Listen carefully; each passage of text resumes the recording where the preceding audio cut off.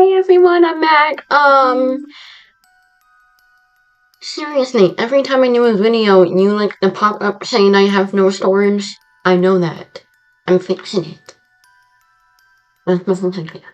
But, anyway, my computer been doing that for like a month now, and if you see orbs flying around, we literally, that a lot.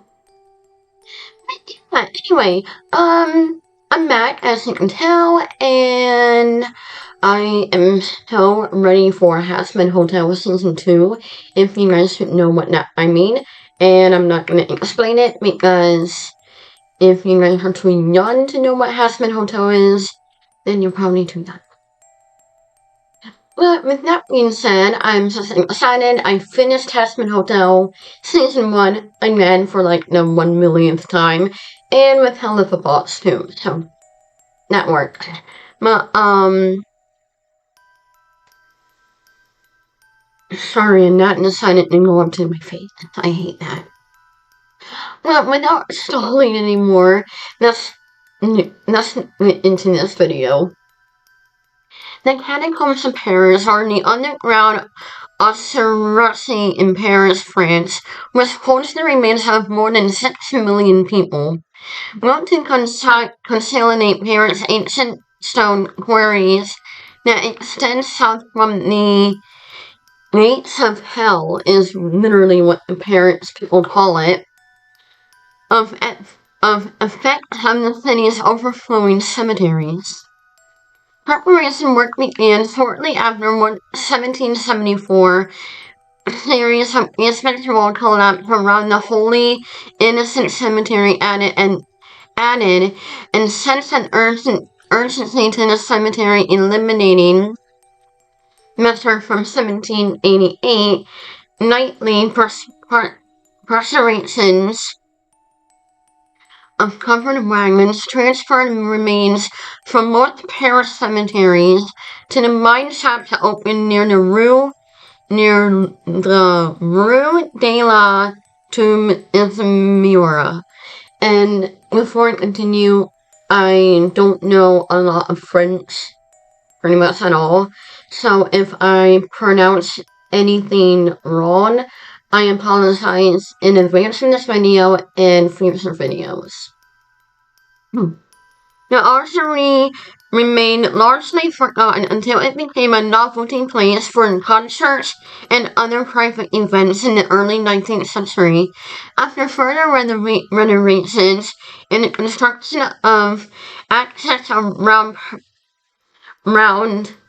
Paris Museum managed by Paris Musees, although the archery comprises only the small section underground mine in Paris. Parisians often refer to the entire tunnel network as the Catacombs. Paris' earliest burial grounds were to the southern outskirts of Roman-era left bank city, in the ruin of the Western Roman Empire of the 5th century, and ensuring Frankish invasions. The settlement was eventually abandoned from the Marseille right bank from the 4th century. The first known settlement there was on higher ground around Saint Antini, there's burial ground, and urban expansion right in the earnest after the ecclesiastical landowners found in the marshlands from the 10th century. Thus, instead of burying its dead away from the inhabited area as usual, the parent right bank settlement began the cemeteries near its center. The most central of these cemeteries are a burial ground around the 5th century Notre Dame des Bois. Theirs became the property of the Saint Opportune Parish after the original church was demolished by the 9th century no- Norman invasions. When it became owned, its own parish associated with the Church of Saint Innocent from 1130. This burial ground filling the land between the present Rue of Saint Denis, Rue de la Ferronnerie, Rue de Lingerie, and the Rue Berger had become the city's principal cemetery. By the end of the same century, Saint Innocent was the neighbor to principal Parisians,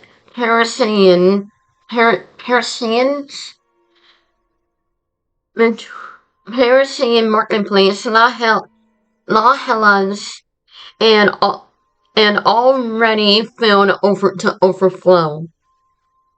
To make room for more burials, the long dead were exhumed and their bones packed into rooms and walls from the theater, galleries, and built inside the cemetery walls. By the end of the 18th century, the central burial ground was 2 meter high, bound for earth filled with centuries of Parisian dead, plus the remains of the Hotel the hospital, and the morgue. Other parishes had their own burial grounds, and the conditions of Saint Innocents were the worst. A series of infected degrees limited the use of the cemeteries did to remedy of the situation. And it was not until the late 18th century that it was decided to create 3 new large-scale suburban burial grounds on the outskirts of the city, and condemned all existing parish cemeteries within city limits. Much of the big area will report on the Lutein limestone deposits.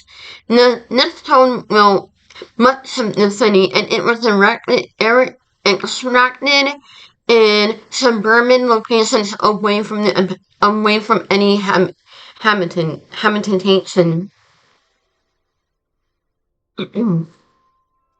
Because of the post-12th century Hasselberg, away However, mining technique of digging wells down to the deposit and extracting it horizontally until depletion, many of these, often elite, mines were uncharted, and when depleted, often abandoned and forgotten. Paris had extended its sermon many times over the centuries, and by the 18th century, many of arrangements were included previously mined territories. The unmined state of Lethbridge was known as architects as early as the 17th century construction of the Val de Grace, of the Funding Grace Hospital. But all these series of mines carvings beginning in 1774 with the collapse of a house along the Rue de Ever. Today's crossing the Avenue de Rochereau and the Boulevard St. Michael caused King Louis. It's just the 20th XVI. I don't know Roman numerals. What is XVI? Is that 2016? I'm going to say 16 now that I think about it. To name the Commission of Investigation the state of the Parisian Underground. This results in the creation of the Inspection of the General L. del Permits.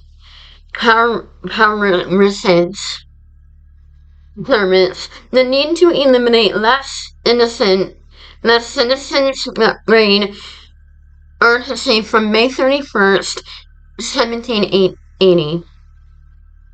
When the basement wall was properly unjoining, the cemetery collapsed under the weight of mass grave behind it. The cemetery was closed to the public, and all in area burials were forbidden after 1780. The problem of what to do with the remains crowning the Marus. Excuse me. The underground around the site of the site in 1777 collapsed that inherited the project and already became a series of stones and Macaroni inspection passageways that reinforced the streets above. So when I was doing all of this reading for this video, I want to say last week, I was like, back then Paris had a lot of constructional damage and collapses. For the people who live in Paris or have been there, all the ground is really that like kind of like Louisiana. They have to either build their bury their dead above ground or completely under the ground with no caskets or anything like that. Is that is the land so thin up there? I never been to Paris. I really want to go one day.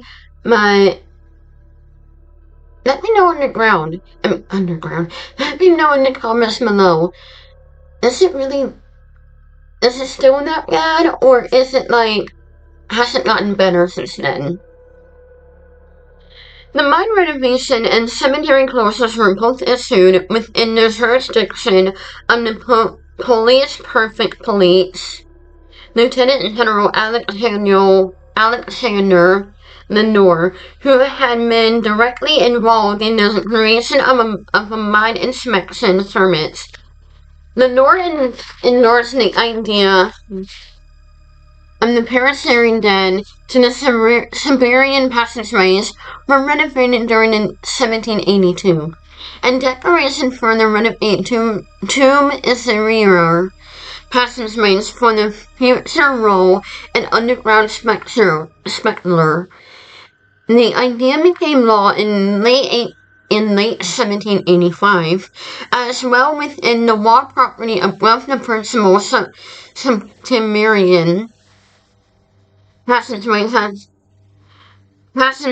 was done to receive less innocent unearthed remains. And the property itself was transformed into a sort of museum for all the headstone sculptures and other artifacts recovered from the former cemetery. The beginning from an opening ceremony on the 7th of April in the same year, the route between Les Innocents and the Clostel delle Tomorosi became nightly procession of black cloth-covered wagons carrying millions of Parisian dead. It would take 2 years to empty the majority of Paris' cemeteries. Cemeteries whose remains were moved to the Catacombs, including St. Innocents, the largest by far, with 2 million bearing over 600 years of operation. St. Antoine des Grès, one of the oldest, Madeleine Country Ernest Cemetery, used to the victim of the French Revolutions, and the Notre Dame des Ballets Mexuets. By this way, the skeletal remains of several notable victims of the French Revolution were transferred to the catacombs, including date of death. Catacombs of their first years were disorganized, bones repulsively. But catacombs of their first Louis Antoine Heraclin Thursary, the tour director of the Paris Mine Inspection Service from 1810, and had renovations done that would transform the caverns into a visible mausoleum. In the additional directed stacking of skulls, femurs, bias, timas, I don't know how to pronounce that word. I know it's a bone in the body, but I'm not good at that. And to the patterns seen into the catacombs today, and he used the cemetery decorations he could find to complement the walls and bones. Also created was a room dedicated to a display of various minerals found under parrots, and another showing various skeletal deformities found during the catacomb creation and renovation.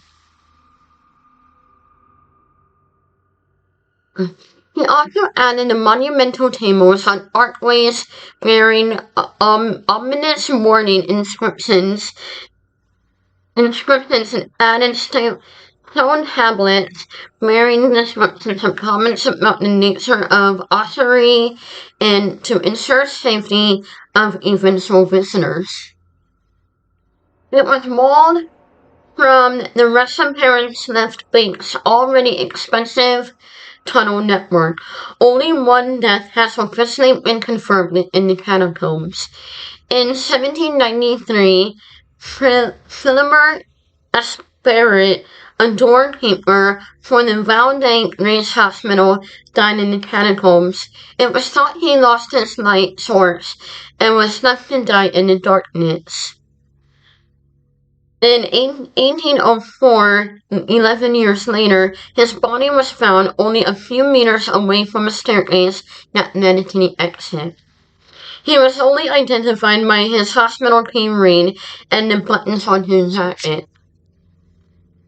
As one visits the catacombs, a sign above reads Atteriate est in the sky, Empire de la Mort. So, in translation for English, that reads, "Stop, the Empire of Death lies here." The catacombs of Paris became curiously more from the privileged Parisians from their creation, and an earlier visit by the court of Arthuros, later Charles X of France. In 1787, public visits began to its renovation to proper accessory in the 1814 to 1815 war. First allowed only a few times a year to meet the permission of authorized mine inspector. Later, more frequently and permitted by mine observers and flow of visitors degraded the ossuary to a point where the permission only rule restored from 1830. The catacombs were closed completely from 1833 because of the first opposition to exposing human remains to the public display.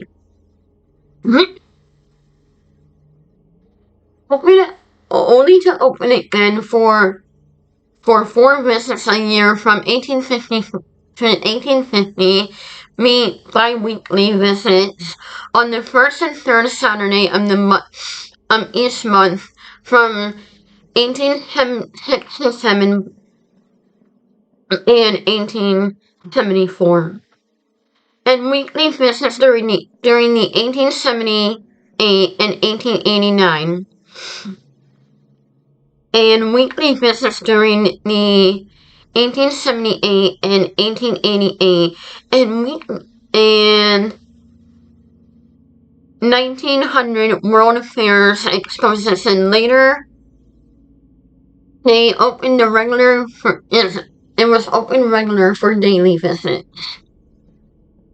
After an incident of vandalism, the catacombs were closed to the public during September of 2009 and reopened on December 19th of the same year.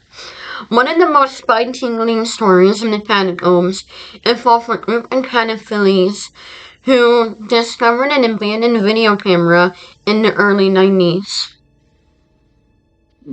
The footage revealed a man wandering through the dark tunnels, seemingly lost and increasingly frantic. The video ends abruptly, leaving his fate unknown. This unsettling led to believe that the movie, As Above, So Below, was inspired by this incident. Visitors often re-encountered hearing disturbing noises and feeling the sense of dread in the same area where the camera was found. Another haunting lesson claims that if you are in the catacombs after midnight, the walls begin to whisper the voices of the dead. These disembodied voices are said to lure visitors deeper into the tunnels, leading them to become lost in the labyrinth passages. This eerie phenomenon adds to the catacombs' reputation as a place where past lingers anonymously. Philip Hermer Aspgren, a doorkeeper at a military hospital, ventured into the catacombs in 1793 and became lost. His body was discovered 11 years later, identified only by his keychain he carried. Legend has it that his ghost now haunts the catacombs, first whispering to visitors and extinguishing their candle. His tombstone can be found in the catacombs, and many families consider visiting it a rite of passage.